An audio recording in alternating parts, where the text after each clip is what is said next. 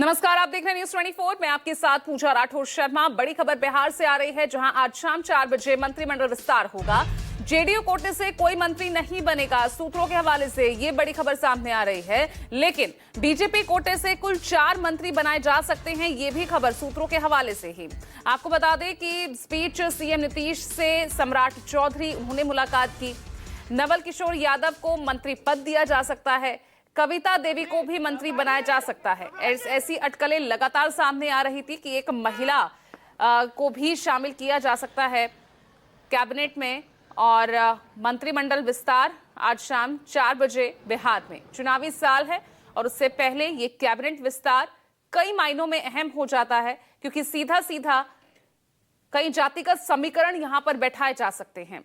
हर वर्ग को प्रतिनिधित्व मिले, उसी की कोशिश इस मंत्रिमंडल विस्तार से की जा रही है। तो बीजेपी के 4 मंत्री बनाए जा सकते हैं, लेकिन जेडीयू कोटे से कोई मंत्री नहीं होगा।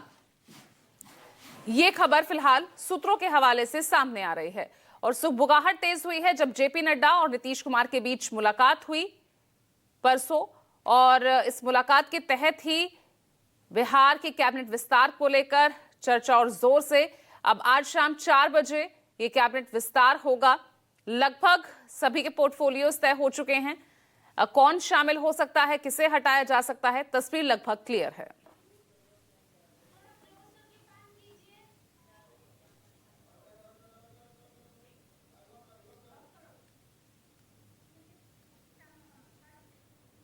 और चलिए अब आगे बढ़ रहे हैं और अब बात कर लेते हैं बिहार की राजनीति की। क्या बिहार में भी बीजेपी महाराष्ट्र वाला फॉर्मूला अपनाने जा रही है? क्या महाराष्ट्र में जिस तरह से बीजेपी ने एकनाथ शिंदे के साथ खेला किया, ठीक वही वाला सियासी फंडा बिहार में नीतीश कुमार पर आजमाने वाली है? ये तमाम सवाल इसलिए क्योंकि बीजेपी ये तो कह रही है कि बिहार विधानसभा का चुनाव नीतीश कुमार के नेतृत्व में लड़ा जाएगा, लेकिन इस बात का ऐलान नहीं कर रही।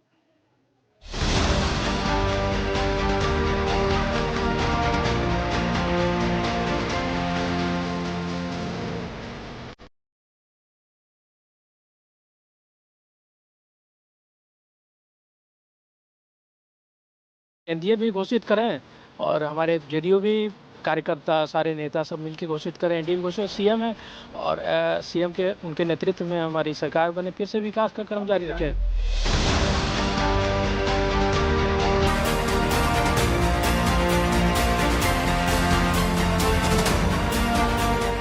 मुख्यमंत्री के योग्य अब नीतीश कुमार जी नहीं रह गए, अब थक चुके हैं।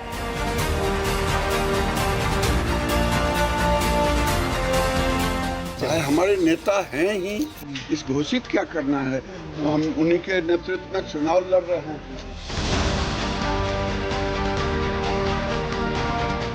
बिहार में महाराष्ट्र वाला फॉर्मूला चुनाव बाद नीतीश के साथ खेला।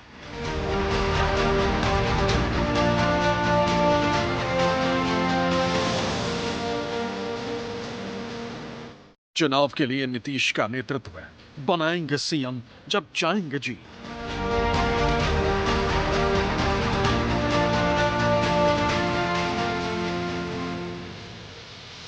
एनडीए करे नीतीश के नाम का ऐलान, निशांत को क्यों करनी पड़ी ये मांग?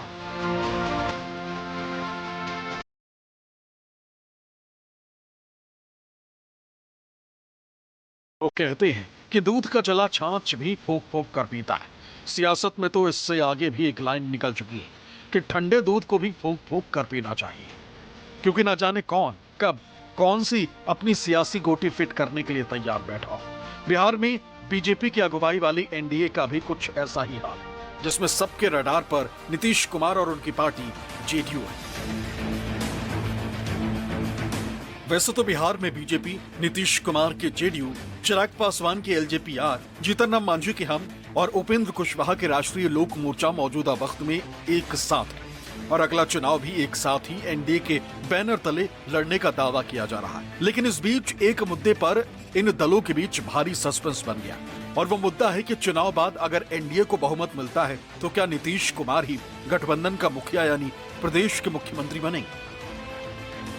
इस पर वैसे तो अब तक विपक्ष यानी आरजेडी और कांग्रेस के नेता सवाल उठाते आए हैं, यहाँ तक कि जेडीयू के कई नेता भी नीतीश कुमार को आने वाले बिहार विधानसभा चुनाव के लिए मुख्यमंत्री का चेहरा अनाउंस करने की मांग कर चुके हैं। लेकिन अब ये मांग नीतीश कुमार के बेटे निशांत कुमार ने भी कर दी। निशांत कुमार ने कहा है कि एनडीए और जेडीयू के नेताओं कार्यकर्ताओं को भी उनके पिता नीतीश कुमार को सीएम फेस घोषित करनी चाहिए। इस राज्य के सारे युवाओं को, वृद्ध उम्र के हर तबके के लोगों को आह्वान करते हैं कि वोट करें। विकास किया है पिताजी ने। पिछले बार आप लोगों ने 43 सीट दे दिया, तब भी उन्होंने विकास का क्रम जारी रखा। तो इस बार थोड़ा सीट बढ़ाना मांगता है ताकि आगे भी पिताजी विकास जारी रखें। अपने पार्टी के कार्यकर्ताओं को भी मैं आह्वान करता हूं, जाइए जन जन तक पिताजी की नीतियां जो उन्होंने 19 साल में काम किया है, विकास किया, उसको जन जन तक पहुंचाएं। जनता को मालूम होना चाहिए ना कि क्या होना चाहिए, उसमें कमी नहीं होनी चाहिए। तब जाके जनता समझे कि हाँ ये लायक है तो ठीक है। इसमें भी मुख्यमंत्री नीतीश कुमार जी एनडीए भी घोषित करें और हमारे जेडीयू भी कार्यकर्ता, सारे नेता सब मिलकर घोषित करें। एनडीए भी घोषित, सीएम है और सीएम के उनके नेतृत्व में हमारी सरकार बने, फिर से विकास का क्रम जारी रखे। बस फिर क्या था, बिहार की सियासत में अचानक से भूचाल आ गया। एक दिन पहले तक भागलपुर में एक मंच पर प्रधानमंत्री मोदी और सीएम नीतीश कुमार की जुगलबंदी देख एनडीए के तमाम नेता गदगद थे। लेकिन निशांत कुमार के इस बयान ने सबको मानो सकते में डाल दिया।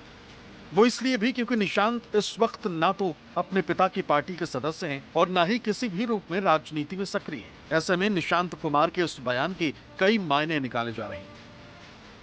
पहला मायना ये कि बीजेपी और नीतीश कुमार के बीच सब कुछ ठीक नहीं चल रहा। दूसरा ये कि क्या बीजेपी नीतीश कुमार की पार्टी जेडीयू में कोई बड़ी सेंधमारी करने के फिराक में है। तीसरा ये कि क्या बीजेपी बिहार में भी महाराष्ट्र वाला फॉर्मूला अपनाने जा रही है। इस बात को बल तब और मिल जाता है जब बीजेपी के तमाम नेता ये कह रहे हैं कि बिहार विधानसभा का चुनाव नीतीश कुमार के ही नेतृत्व में लड़ेंगे। हमारे नेता हैं ही, इस घोषित क्या करना है, हम उन्हीं के नेतृत्व में चुनाव लड़ रहे हैं। एनडीए आज भी नीतीश कुमार जी के नेतृत्व में बिहार में काम कर रहा है। देश में यशस्वी प्रधानमंत्री नरेंद्र मोदी जी के नेतृत्व में काम कर रहा है और आगे भी दोनों नेता के नेतृत्व में हम चुनाव लड़ते रहेंगे। 2020 में हम लोगों ने घोषणा करके चुनाव लड़ा और आज तक मुख्यमंत्री हमने नीतीश कुमार जी को ही माना है।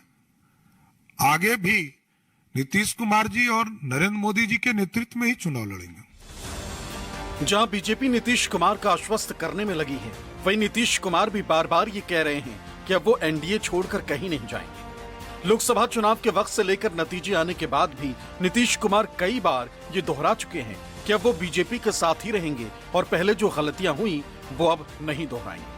बीते 2 दिनों में भी नीतीश कुमार बीजेपी आला कमान को इस तरह आश्वस्त करते दिखे हैं कि वो अब इधर उधर नहीं करेंगे। जब हम लोग आए थे तो इसका तो हम लोग इतना कर रहे हैं। आप पहले क्या थे, शाम के बाद कोई घरवा से बाहर जाता था है?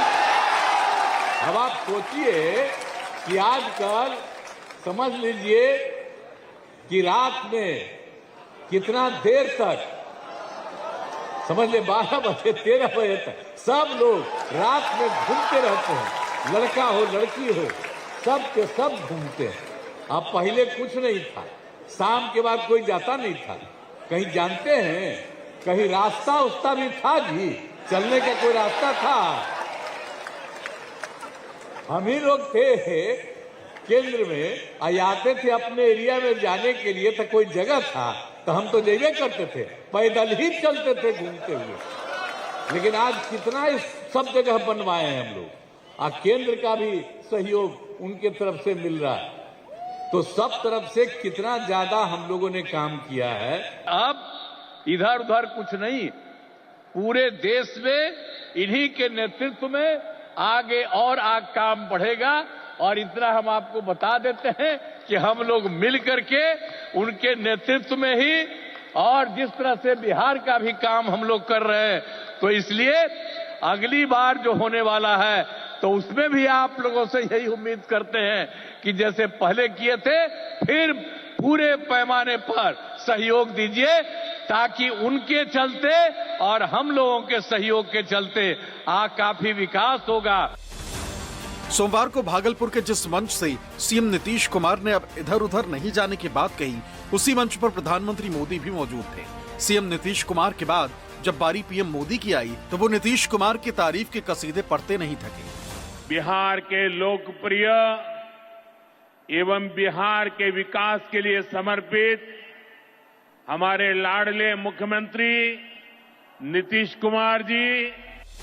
पीएम मोदी ने भले ही नीतीश कुमार को लाडला मुख्यमंत्री कहकर संबोधित किया है, लेकिन बिहार की राजनीति में अपनी पकड़ रखने वाले जानकार मानते हैं कि उस मंच से भी नीतीश कुमार को सीएम फेस अनाउंस न करना जेडीयू को बेचैन कर रहा है। यही वजह है कि अपने पिता नीतीश कुमार के लिए निशांत आगे आकर मानो बीजेपी पर दबाव बनाने की कोशिश कर रहे हैं। निशांत ने आज एक तरह से उन्होंने मैसेज दिया है और इसको दबाव की राजनीति कहते हैं कि अमित शाह ने जिस तरह से कह दिया था कि पार्लियामेंट्री बोर्ड तय करेगी, और कल प्रधानमंत्री जी भागलपुर की सभा में लाडले मुख्यमंत्री तो कहे, लेकिन उन्होंने इसका खुलासा नहीं किया कि फिर ये अगले मुख्यमंत्री नीतीश कुमार ही होंगे या नीतीश कुमार के चेहरे पर ही बिहार का चुनाव लड़ा जाएगा। अंत में निशांत को आगे आना पड़ा और आ करके एक तरह से दबाव के ही तरह जो नीतीश कुमार जो दबाव बनाया करते हैं, उन्होंने कहा कि एनडीए को पहले ये तय कर लेना होगा कि अगले मुख्यमंत्री के तौर पर भी नीतीश कुमार होंगे।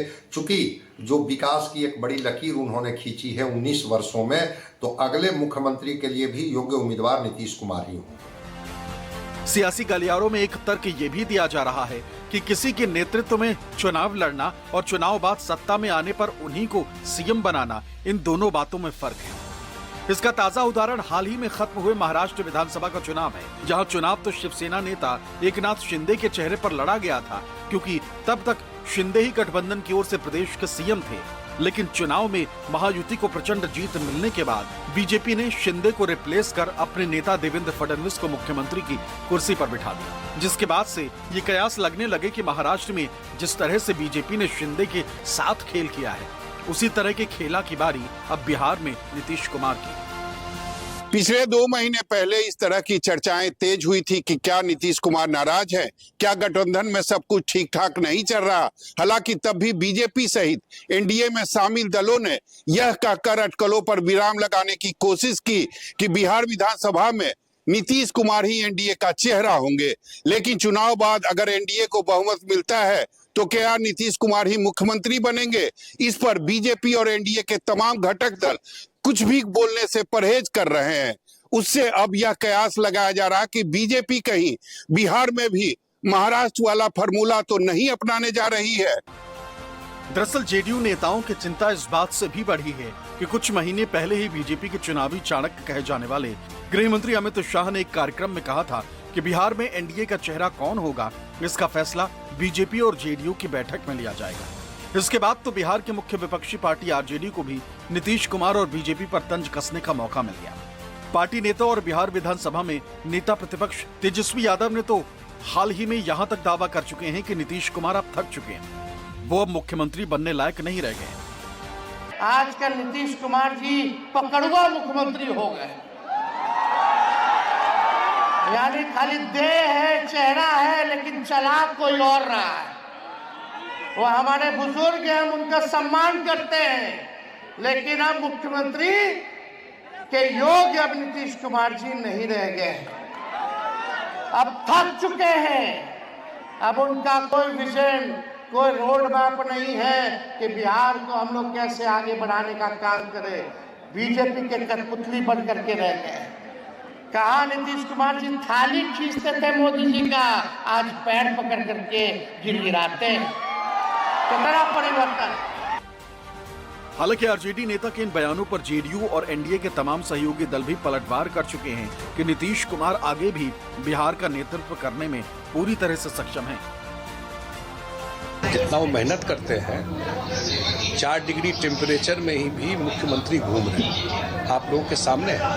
जब वो आए थे तो कितना ठंडा था दरभंगा में, मधुबनी में, उस ठंडा में भी वो घूम करके इसीलिए न घूम रहे हैं कि मुख्यमंत्री के जाने से जिला प्रशासन सब 1 महीना पहले से एक्टिव रहता है, तो बहुत सारा काम जो पेंडिंग रहता है जमीन पर उतर जाता है, या खुद अपने आंखों से देखते हैं वो समस्या, तो फिर कुछ फैसला लेते हैं। वो फैसला सिर्फ पटना के सेक्रेटरीट में नहीं लेते हैं, वो ऑन स्पॉट आकर के देख के बहुत कुछ तय करते हैं। तो 20 साल के बाद भी अगर कोई इतना मेहनत करे, बहुत यंग लोगों को भी राजनीति में जो है उनके जो नीतीश कुमार जी का तरीका है उसको मैच करना मुश्किल होगा, उस बैकग्राउंड में बोल। विपक्ष के पास जब कोई मुद्दा बचता नहीं है ना, तो वो व्यक्तिगत आरोप प्रत्यारोप की राजनीति करते हैं, ये गलत है। प्रदेश के मुख्यमंत्री हैं, इस तरीके से उनको लेकर भ्रम फैलाना, इस तरीके से उनके स्वास्थ्य के बारे में झूठी बातें करना आपकी बौखलाहट को दर्शाता है। आप जानते हैं कि विधानसभा का चुनाव आप हार रहे, उपचुनाव में इनको पता चल गया, तथा कथित जो इनके गढ़ थे वो तक ये लोग हार चुके हैं। बेलागंज की सीट ये लोग हार चुके हैं, तरारी की सीट ये लोग हार चुके हैं। तो ये दर्शाता है कि आगामी विधानसभा चुनाव में विपक्ष अपना खाता भी खोल लेना तो ये बड़ी बात होगी। सब लोग ने कहा है कि माननीय मुख्यमंत्री जी नीतीश कुमार जी फेस होंगे, इसमें कहाँ कोई डिस्प्यूट है। खैर, नीतीश कुमार पिछले कई सालों से बिहार के तमाम दलों के लिए एक जरूरत बन चुके हैं। इसे ऐसे समझिए, 2005 के अक्टूबर में हुए चुनाव में बीजेपी और जेडीयू साथ मिलकर चुनाव लड़ी थी। नतीजा ये रहा कि पहली बार बिहार में एनडीए की सरकार बनी थी और सीएम नीतीश कुमार बने थे। इसके बाद 2010 का चुनाव भी बीजेपी और जेडीयू साथ मिलकर लड़ी थी। नतीजा ये हुआ कि प्रदेश में लगातार दूसरी बार एनडीए की सरकार बनी और नीतीश कुमार फिर सीएम बने। निष्पक्ष मतलब न्यूज़ 24।